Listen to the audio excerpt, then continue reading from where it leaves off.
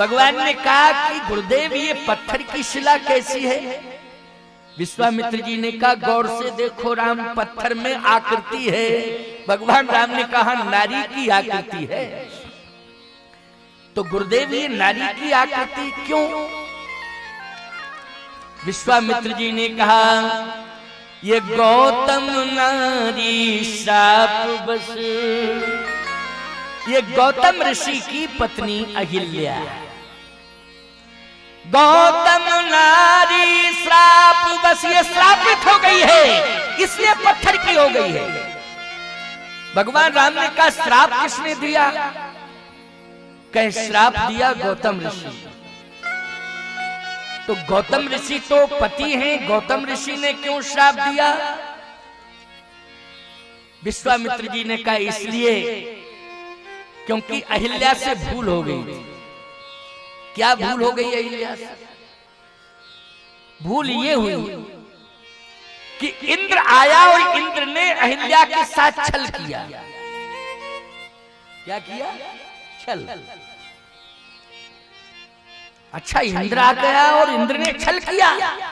भगवान राम ने कहा इंद्र स्वर्ग से उतर के आया, हाँ, और छल किया, और छल में वो पकड़ा गया। जैसे ही पकड़ा गया तो क्रोध में आकर के गौतम ऋषि ने श्राप दे दिया।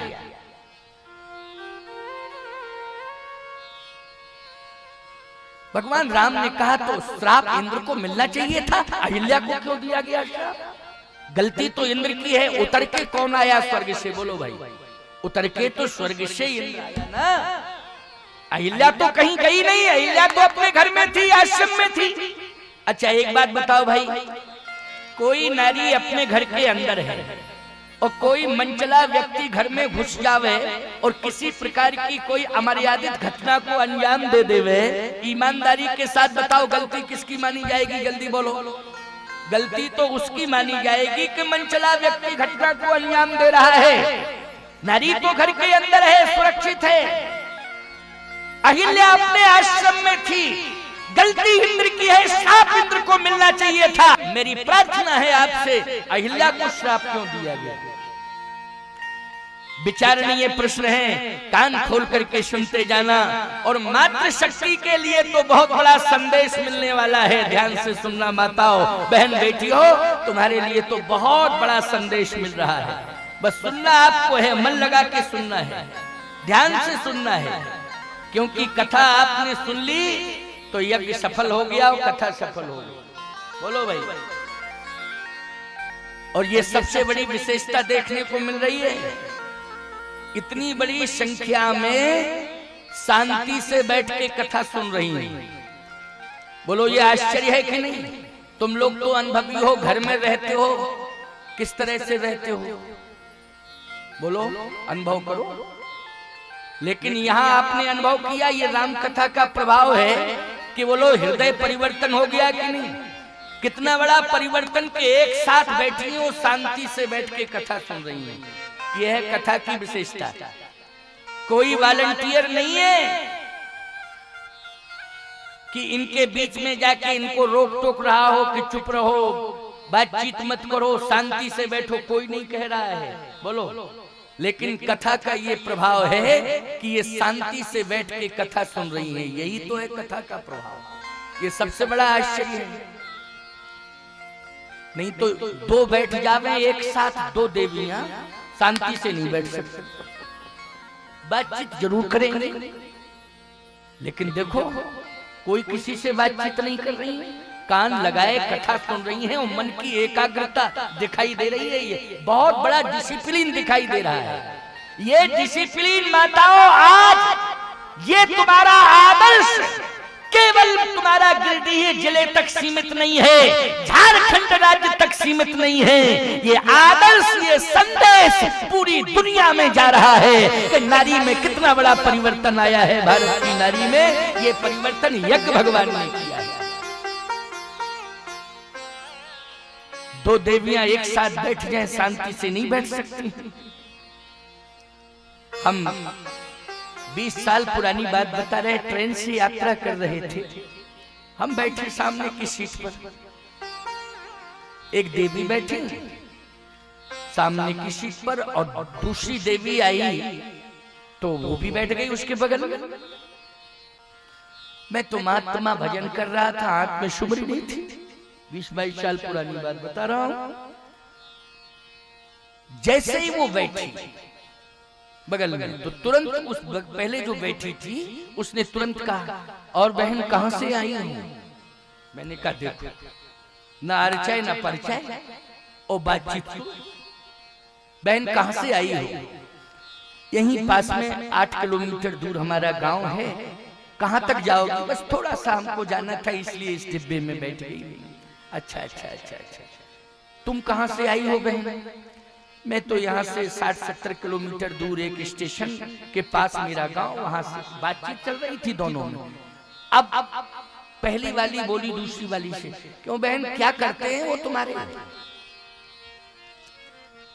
उसने कहा मास्टर हैं, पढ़ाते हैं। अच्छा, शिक्षक? मैं सुन रहा बैठा बैठा।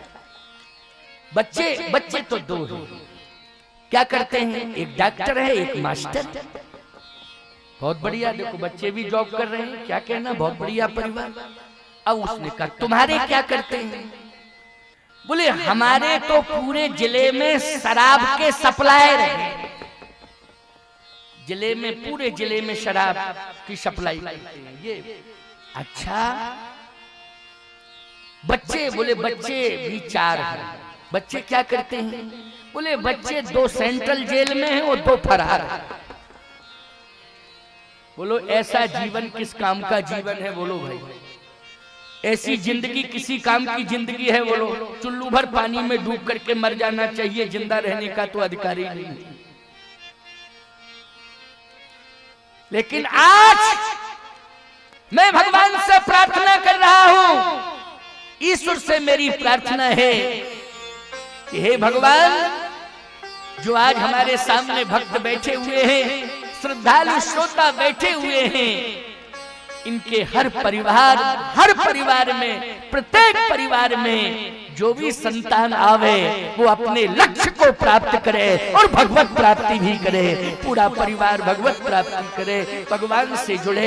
ये मैं भगवान से प्रार्थना कर रहा हूँ। ये जो जगह जगह विडंबनाएं परिवार में पैदा हो रही हैं, विरोध की दीवार खड़ी हो रही है, हिंसा की प्रवृत्ति पनपती चली जा रही है, अशांति का साम्राज्य स्थापित होता जा रहा है, ये विडंबना देखने को मिल रही है, जगह जगह देखने को मिल रही है। भगवान से निरंतर प्रार्थना करूंगा कि आपको इन सभी झंझटों से, संकटों से भगवान बचावे। क्यों? तुमने आज संत की छत्र छाया को स्वीकार किया है। ये छत्र छाया है, याद रखना। तुम ये टेंट की छाया में नहीं बैठे हो। ये मत मानना कि हम एक पंडाल लगा है बहुत बड़ा, उसकी छाया में बैठे हो। ये कृत्रिम व्यवस्था है, ये तो वैकल्पिक व्यवस्था है, कृत्रिम व्यवस्था है। लेकिन सावधानी से सुनना, आज तुम टेंट की छाया में नहीं बैठे हो, आज तुम संत की छत्र छाया में बैठे हुए हो। इसलिए आज भगवान की कृपा तुम्हारे ऊपर बरस रही है। ये छत्र छाया तुम्हारे न जाने कितने जन्मों के पुण्य थे, उनका अभ्युदय हुआ है, उसके परिणाम स्वरूप ये क्षण आज तुम्हारे सामने आया है। भगवान दोषों से बचावे परिवार को, विरोध की दीवार ढह जानी चाहिए परिवार के अंदर, अशांति सदा सदा के लिए दूर हो जानी चाहिए। भगवान की कथा से, यज्ञ भगवान की कृपा से इसका प्रभाव देखने को मिलेगा। थोड़ा सा इंतजार कर लो, बस केवल प्रभाव देखने को मिलेगा। एहसास करोगे कि हाँ संत वाणी का प्रभाव पड़ा। समझ रहे हो कि थोड़ा इंतजार करना पड़ेगा। दवा का डोज दिया जाता है ना, लेकिन थोड़ा इंतजार करना पड़ता है तभी उसका असर होता है कि नहीं? तो अब दवा का डोज तुम्हें मिल गया है। क्यों भाई? थोड़ा इंतजार तो करना पड़ेगा। बोलो, करना पड़ेगा कि असर जरूर दिखाई देगा, निश्चित रूप से असर दिखाई देगा, चिंता मत करना। आज देखो विश्वामित्र जी महाराज सामने खड़े हैं। भगवान राम प्रश्न कर रहे हैं कि गुरुदेव आपको उत्तर देना पड़ेगा कि श्राप क्या यही ऋषि संस्कृति है? गलती किसने की है उसे श्राप मिलना चाहिए था, लेकिन अहिल्या की क्या गलती है जो उसे भी श्रापित कर दिया गया? विश्वामित्र जी ने कहा रामभद्र जी आप सब जानते हो अहिल्या की गलती यही है कि श्राप गौतम को नहीं देना चाहिए था, इंद्र को, श्राप अहिल्या को देना चाहिए। बोलो किसको श्राप देना चाहिए था? जल्दी बोलो। गौतम को तो चांस ही मिलना चाहिए था श्राप वाला। जैसे इंद्र आता है, आक्रमण करता है, छल करता है, एहसास करने पर ईमानदारी के साथ बताओ श्राप किसको देना चाहिए था? अहिल्या को श्राप देना चाहिए। भगवान नारायण को श्राप किसने दिया था? जल्दी बोलो। वृंदा ने दिया था। वृंदा ने, बोलो दिया था कि नहीं? भगवान नारायण को श्राप किसने दिया था? वृंदा ने दिया था। छल कर टार उता सुब्रत, छल कर टार उता सुब्रत, प्रभु सुर कारज की। वृंदा के सतीत्व को नष्ट किया भगवान ने, तो वृंदा ने श्राप दे दिया। भगवान को श्राप दिया और भगवान ने फिर वृंदा को श्राप दे दिया। बोलो दे दिया कि नहीं? दोनों ने एक दूसरे को श्राप दिया। तो यहाँ पर समझ में नहीं आ रहा है। हे प्रभु आप बताएं, गुरुदेव आपसे मैं प्रार्थना कर रहा हूं, ये बड़ा महत्वपूर्ण प्रसंग है। देखो भाई, लेकिन सुनना बहुत ध्यान से, शंका का समाधान हो जाएगा। हमारे नारायण सदा सदा के लिए वंदनीय हैं, उनकी हर मंदिर में आराधना होती है, हर मंदिर में प्रार्थना होती है। और याद रखना इंद्र सदा सदा के लिए कलंकित हो गया। बोलो हो गया कि नहीं हो गया? लेकिन घटना पर विचार करना जरा, यहाँ बड़ी सुंदर प्रश्नोत्तरी है, बड़ी सुंदर प्रश्नोत्तरी है। भगवान कहते हैं कि श्राप देना चाहिए था अहिल्या को, लेकिन श्राप गौतम ने क्यों दिया? विश्वामित्र जी ने कहा बात यह है, हाँ बैठ जाओ बैठ जाओ, बाद में प्रणाम करना है ना, बाद में, बड़ी समझदार हो, बाद में प्रणाम करना। मैंने बताया नहीं कि देवियां बहुत समझदार हैं, प्रणाम ही करने आई थी, लेकिन अब बेचारी थोड़ा सा सोच रही कि हम पहले ही कर रहे प्रणाम, क्योंकि बाद में भीड़ ज्यादा हो जाती है तो दिक्कत होती है। इसलिए उन्होंने अपने दिमाग में सोचा और समझदारी का परिचय दिया कि पहले ही जाके प्रणाम करना है ना। चलो कोई बात नहीं, लेकिन अब बाद में ही करना प्रणाम, है ना माताओं। बस कथा सुनो, कथा सुनने से ही तुम्हारा कल्याण है, इसी से तुम्हारा लाभ, इसी में तुम्हारा कल्याण है, इसी से तुम्हारा परम कल्याण है, इसी में शांति मिलेगी, इसी में सौहार्द मिलेगा, इसी से कल्याण होगा।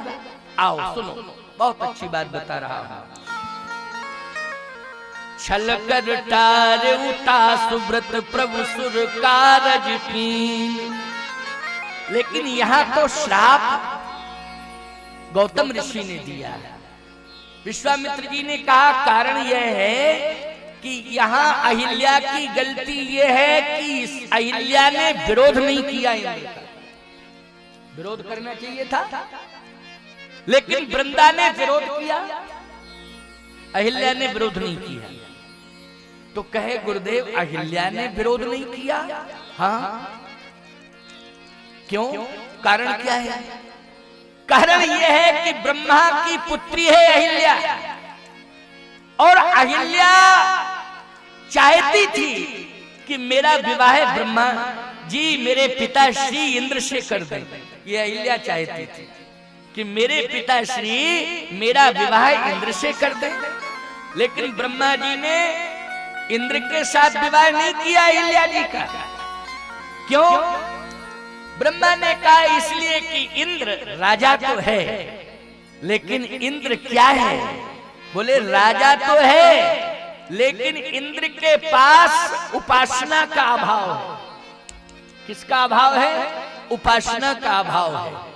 याद रखना, उपासना का अभाव जब जीवन में हो जाता है तो निश्चित रूप से उसके सम्मान पर होने लगती है कि नहीं। इंद्र के जीवन में उपासना का अभाव है, इंद्र के जीवन में साधन तो है लेकिन साधना का अभाव है। इसलिए जहां पर साधना होगी मैं अपनी बेटी का विवाह वहीं करूंगा। देखा ऋषि परंपरा में तो गौतम ऋषि सबसे बड़े साधक थे। कौन थे? गौतम ऋषि। ब्रह्मा जी ने डिसीजन ले लिया कि ये साधक संत है, इसी संत के साथ अपनी बेटी का विवाह करूंगा।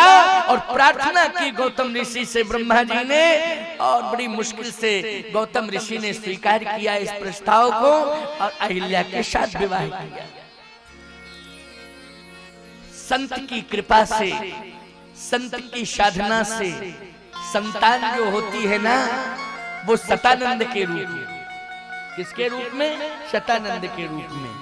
सतानंद जी जानते हो साधारण नहीं है। सतानंद जी महाराज जनक के पुरोहित, मिथिला के राज पुरोहित हैं। जैसे वशिष्ठ जी अयोध्या के हैं, वैसे ही सतानंद जी कहाँ के हैं? मिथिला के हैं। तो साधारण नहीं है। अच्छा बोलो भैया, जनक जैसा कोई विद्वान है, लेकिन जनक जैसे विद्वान के यहाँ कोई पुरोहित कर्म करे तो ये विशेषता मानी जाएगी कि नहीं मानी जाएगी? तो सतानंद जी महाराज का जन्म हुआ है कहाँ? गौतमाश्रम में हुआ है। गौतम ऋषि और अहिल्या जी, इन दोनों के संयोग से एक संत का जन्म हुआ है, उसे सतानंद कहते हैं। बोलिए सतानंद जी महाराज की। अच्छा बोलो भाई, इंद्र के संयोग से संतान होती तो जयंत पैदा होता। कौन पैदा होता बोलो? जयंत। अरे भाई, इंद्र का बेटा जयंत ही तो है जयंत की नहीं? इंद्र के बेटे को क्या कहते हैं बोलो भाई? जयंत कहते हैं। सीता चरण चोंच हत भागा मूढ़ मंदमति कारण सुरपति सुतधर वायस वेशा। सुरपति सुतधर वायस वेशा। सुरपति मानी इंद्र, इंद्र का बेटा क्या बन गया? वायस वेशा मानी कौआ बन गया।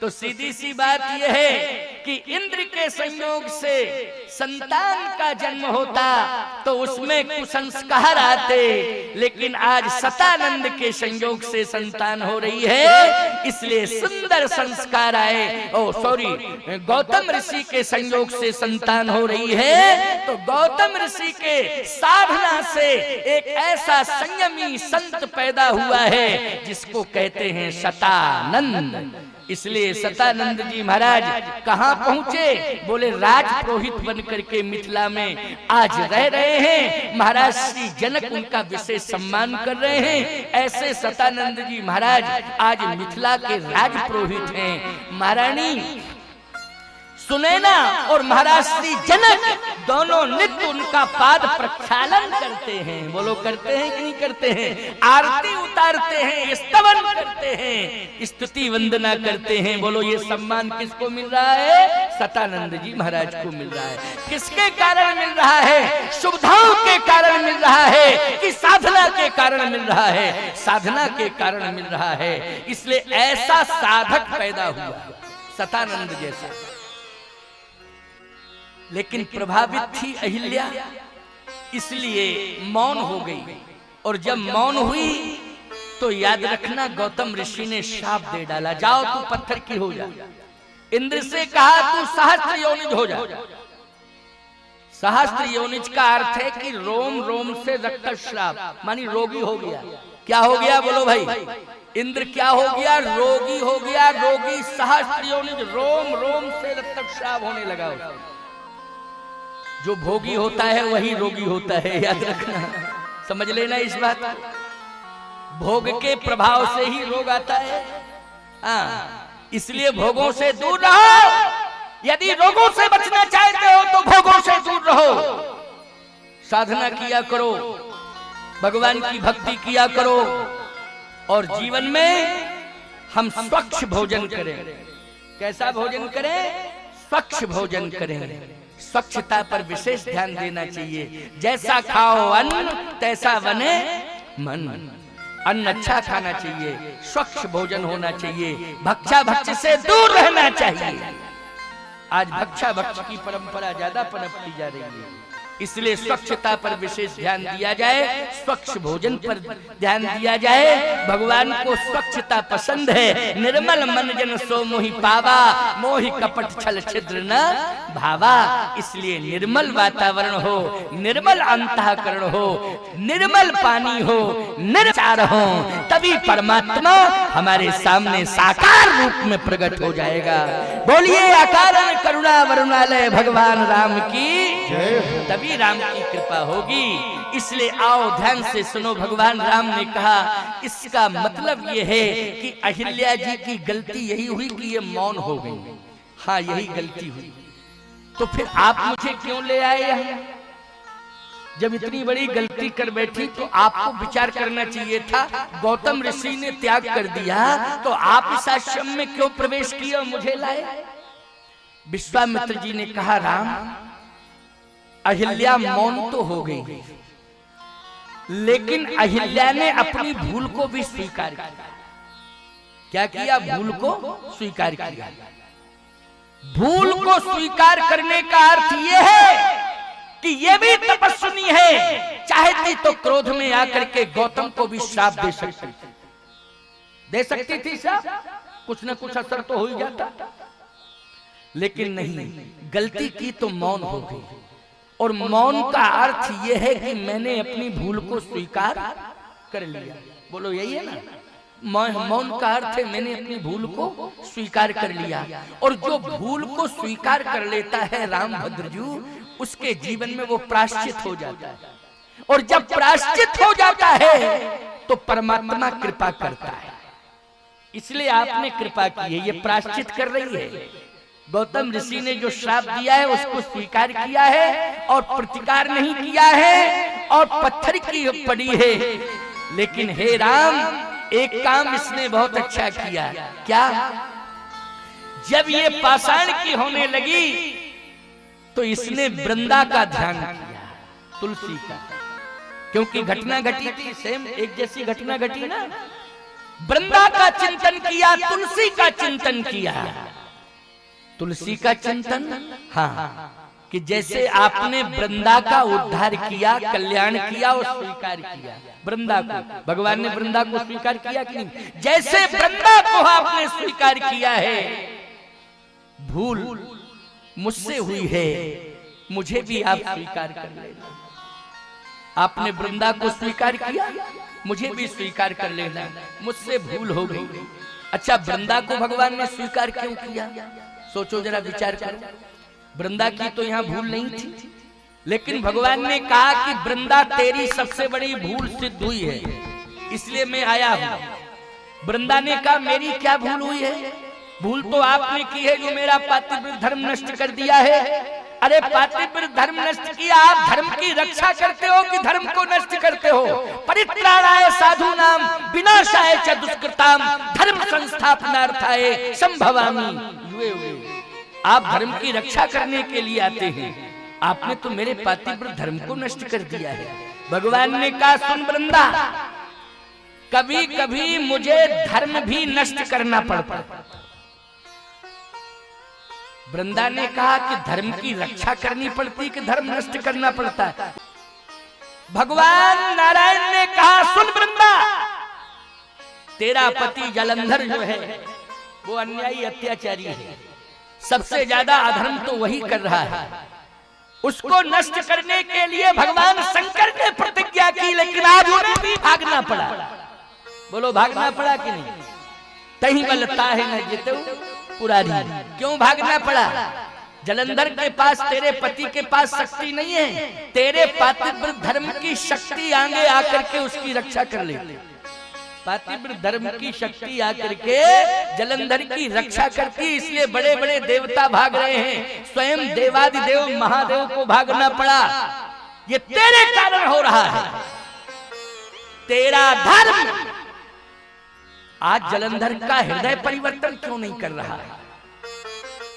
तेरा धर्म आज अन्याय को बढ़ाने में प्रोत्साहन क्यों दे रहा है? बोलो दे रहा है कि नहीं? किसका धर्म दे रहा था अन्याय को प्रोत्साहन? बोलो भाई, अन्याय को बढ़ावा देने में प्रोत्साहित किसका धर्म कर रहा था? बोलो भाई जल्दी। वृंदा का पातिव्रत धर्म। ऐ वृंदा, तूने अपने पति के हृदय में परिवर्तन क्यों नहीं किया? तेरे पातिव्रत धर्म ने उसको अनाचार से दूर क्यों नहीं किया? तेरे पातिव्रत धर्म ने उसको अत्याचार से दूर क्यों नहीं किया? जब अनाचार अत्याचार करता है तो तेरा धर्म जाकर के उस कवच बन करके उसकी रक्षा करने लगता है। कांपने लगी वृंदा, कांपने लगी वृंदा, कहती है मुझसे भूल हो गई। भगवान ने कहा भूल को स्वीकार कर रही है तू कि नहीं? हाँ, मैं स्वीकार कर रही हूं, मुझसे भूल हो गई। भगवान ने कहा जो धर्म कवच बन करके अधर्म की रक्षा करता है, ऐसे धर्म को नष्ट करने के लिए मैं स्वयं आता हूं। इसलिए आज मैं तेरे धर्म को नष्ट करने के लिए आया हूं। कांपने लगी वृंदा, मुझसे भूल हो गई, भूल हो गई। पहले तो श्राप दे दिया था ना कि जाओ तुम काले पत्थर हो जाओ। भगवान मुस्कुराने लगे। वृंदा ने कहा श्राप लेने के बाद मुस्कुराना चाहिए क्योंकि आपकी प्रतिष्ठा पर आना चाहिए तो आपको तो रोना चाहिए, मुस्कुराना चाहिए। भगवान ने कहा एक और अवतार हो गया मेरा, तेरे कारण हुआ। तेरे श्राप ने एक और अवतार कर दिया है। वो अवतार है शालिग्राम भगवान का अवतार। बोलिए शालिग्राम भगवान की जय।